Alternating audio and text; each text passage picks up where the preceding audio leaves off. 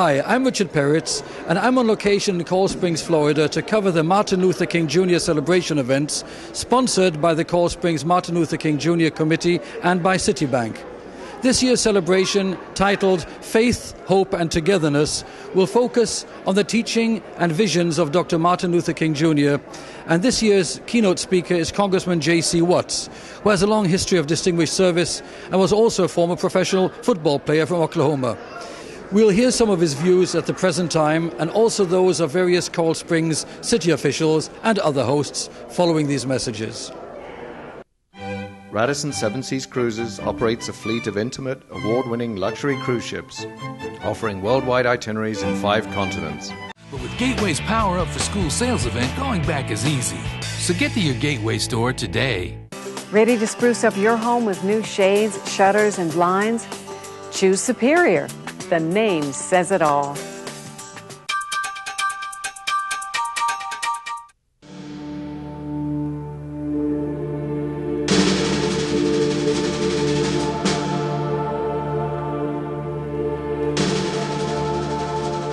April 5th, 1968. The body of Dr. Martin Luther King Jr. begins its journey home to Atlanta.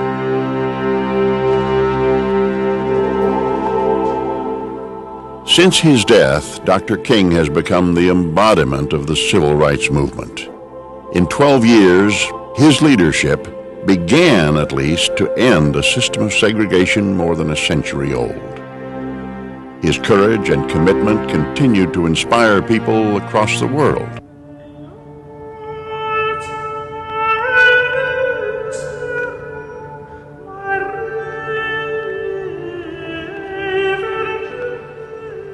Martin Luther King Jr. was born in Atlanta at 501 Auburn Avenue on January 15, 1929. Born in the Old South, in the heart of a thriving black community, he grew up in a divided world in which people knew their place and stayed there. In many of the stores downtown, I could not go to a lunch counter to buy a hamburger or a cup of coffee. There was a very strict system of segregation, and there was nothing called racial integration at that time in Atlanta.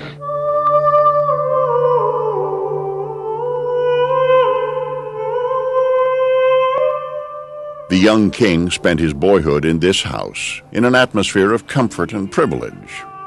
He was a sensitive and eloquent boy with a love of big words, able to talk himself out of any situation. And like many of Atlanta's black middle class, money and status insulated him from the petty indignities of segregation. King's parents were beacons of this proud and settled community. His father was seen as one of its leaders. His father was a very powerful minister of the church in Atlanta. He was economically, he wasn't vastly wealthy, but he was certainly economically very secure. On a comparative basis to other black folk, he would be considered wealthy.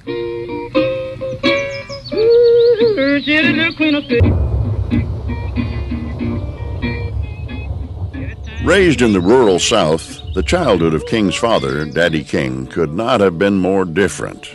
Poor and illiterate, principled and unpolished, Daddy King walked to Atlanta, educated himself, and married into one of the city's most powerful black families. The Kings were a very respectable family. On a gray December morning in 1956, King boarded the first of Montgomery's newly integrated buses and sat where he wanted. America would never be the same. The boycott took black protest from the courts to the streets and gave King his first victory. But it would also bring unforeseen complications. King now symbolized a new kind of Negro, and television would keep him in the public eye. Suppose we begin this discussion by first asking you, Dr. King, in your estimation, what and who is this new Negro? The new Negro is a person with a new sense of dignity and destiny, with a new self-respect, Along with that is this lack of fear which once characterized the Negro, this willingness to stand up courageously. His new media profile brought him sympathetic listeners in powerful places, but segregation remained intact across the South. He traveled the nation speaking about the successes of the boycott, hoping to find something that would suggest a breakthrough. But segregationists weren't the only ones threatened by the King approach. For older, more powerful black groups, the now famous young preacher was to be feared and envied. Roy Wilkins, as executive secretary of the NAACP, not only perceived King's organization as a potential threat to the NAACP's role in the South, he also, perhaps inevitably, came to perceive King as a potential competitor, potential rival for personal stature within Black America. I have a dream that one day, down in Alabama, with its vicious racists, with its governor having his lips dripping with the words of interposition and nullification, one day right there in Alabama, little black boys and black girls will be able to join hands with little white boys and white girls as sisters and brothers. I have a dream today.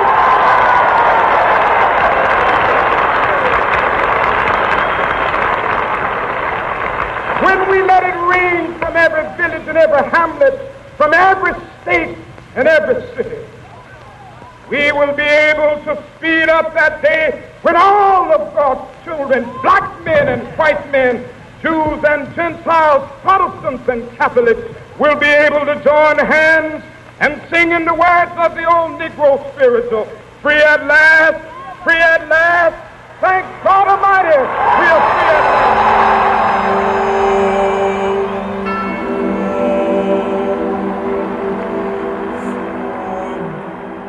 This was the moment for which King would be remembered, the finest example of his powers as an orator and preacher, leader and visionary.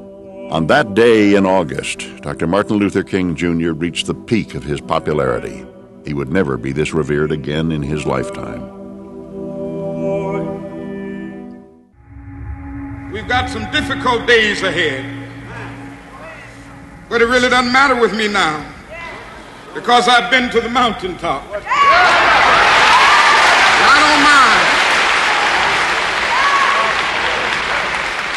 Like anybody, I would like to live a long life. Longevity has its place.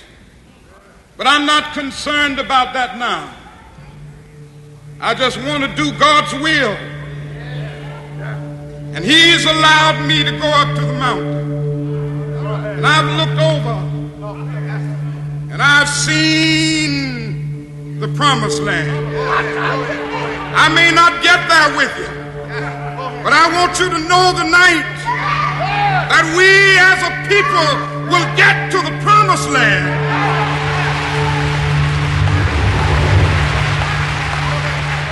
So I'm happy tonight. I'm not worried about anything. I'm not fearing any man. Mine eyes have seen the glory of the coming of the Lord.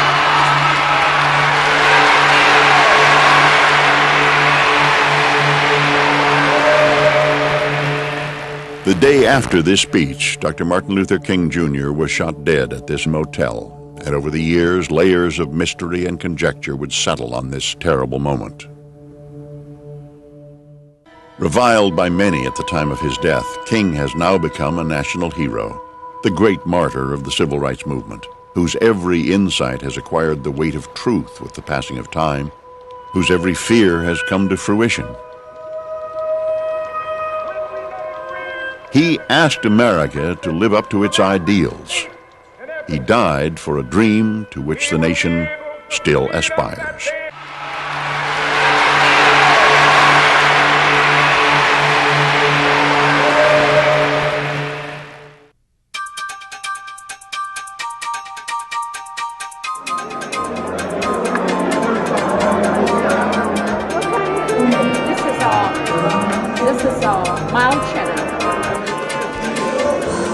us now is the chairperson of this wonderful event, Bessie Criswell. It's a pleasure and privilege to meet you today. Thank you. Thank you for being with us. What are your thoughts on the success of this event tonight? Oh, I think it was fantastic. I'm so happy we did a whole year of planning this. And the main thing is to bring the community together, let them know how great our community is, let them know how I'm so happy to be in Coral Springs after 28 years that we have such a celebration like this. That could be one that other cities can copy our ideas. And it's wonderful to have all the cultures come together, celebrating dance and singing and literature and all the things that the city should do to develop the citizens in the city. Be a good role model for the students and for the future. Ms. Criswell, how do you see the challenges facing Coral Springs in the future? Well, we still deal with the overpopulation and having the housing and also being prepared for the future in the education for the children that's coming from even not only in the city, from other places in the world, other countries, even people of different languages coming to Coral Springs. So we got to get prepared for those people. So it's one of the cities, according to Money Magazine said it's the third best city to be in with 100,000 population. And we're going to have to live up to that. I mean, the people are going to show, they're going to show up on our shores. And we got to be able to deal with those people and deal with them being successful in this community. It's been a real pleasure. Thank you very much. Thank you so much, too.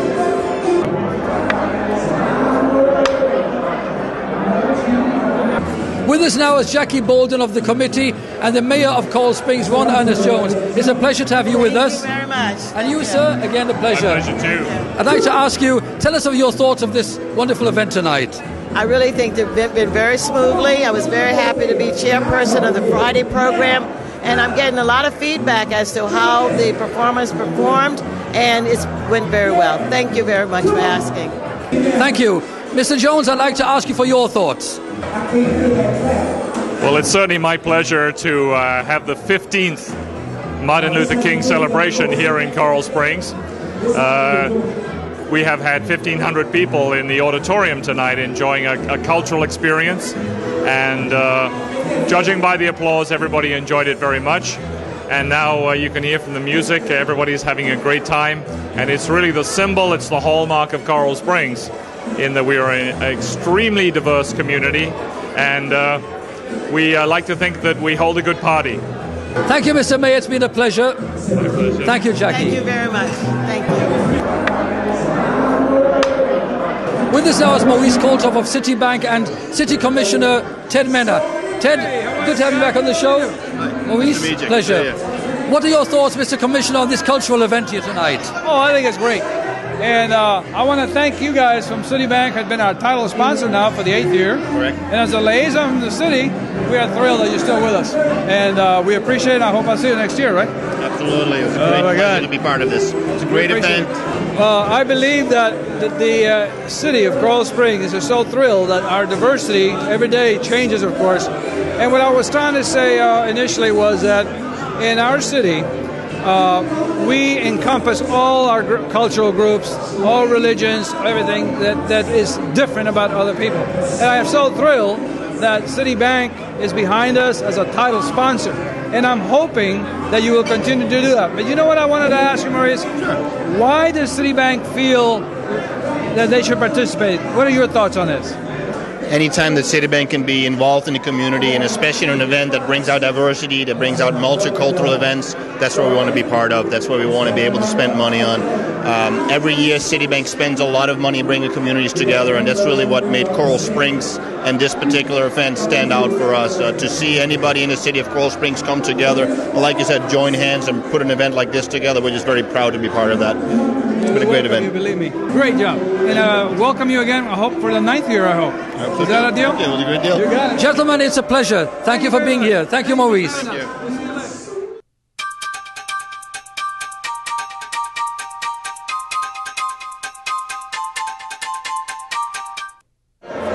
With us now is a committee member, Mr. Martin Singh, who is also an educator in Coral Springs. Pleasure to have you on the show. Thank you very much. Thank you. Nice to be here. What are your thoughts on this event tonight? Well, this is one of my favorite events in the city. It's probably one of the reasons why I moved to Coral Springs. You don't very often get to see a community pulled together like this. You think of southern communities or middle-class communities as being stodgy and old-fashioned, and this is a very progressive community. I've been working on the Martin Luther King Committee since I moved here.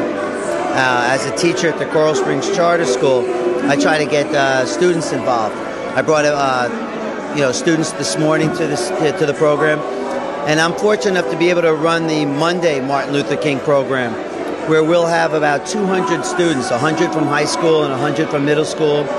We come here to the city center. This is on the students' day off. They come here, and we have activities, and we give them breakfast and lunch, and we have a guest speaker coming.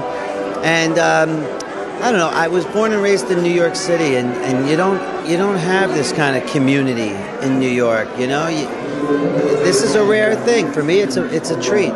Mr. Singer, how do you see the challenges facing education in general at this time? Well, one of the challenges facing us that the city of Coral Springs has overcome is a challenge of choice for students. Just because a student lives in a neighborhood that has a bad school, that shouldn't mean that student is forced to go to that bad school. The city of Coral Springs built a charter school. It's a public school, it's for free, but it's run by a private company. So we're not really upholding to the strict guidelines of the Board of Education, although we have to teach the standards. But anybody could attend it. So if you live in a neighborhood that has a bad school, you don't have to go there. You can go to another free public school. Our school is uniforms. We've got an A in the FCATs, and it's a school of choice. So that may be some of the future of education, schools of choice. Mr. Singh, it's been a pleasure. I'm a great proponent and regard education as the only key to a better future for all of mankind. Thank you again. Thank you for having me. Gouda, you want to try it? With us now is the Mayor of Parkland, Florida, Mr. Robert Marks. Mr. Marks, a pleasure and honor to have you on the show. It's a pleasure to be here and to be invited to share in this wonderful celebration. Thank you, sir. Tell us a little of your views regarding this event today.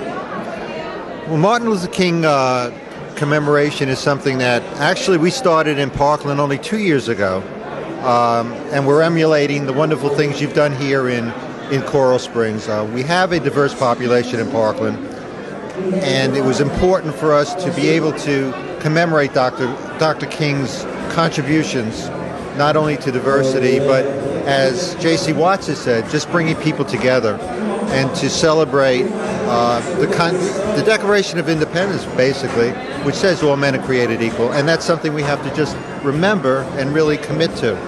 I fully agree. That's very wonderfully said. Thank you, sir. Thank you.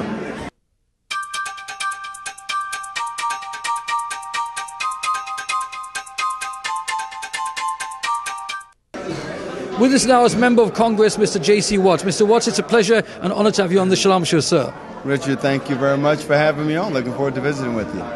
Sir, we are here in Coral Springs for this event celebrating Dr. Martin Luther King. What are your thoughts on the significance of this event in this day and age?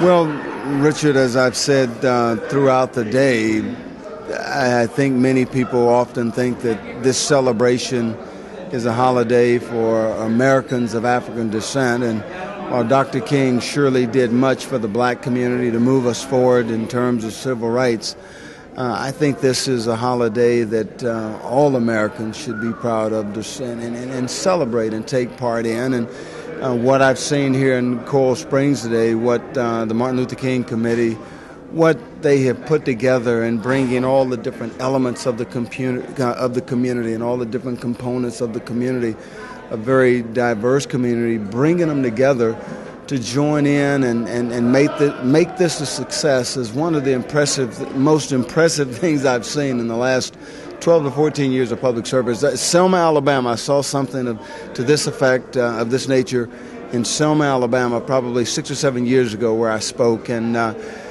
it's surely on the level of what I experienced in Selma about 6 or 7 years ago. Mr. Congressman, I couldn't agree more.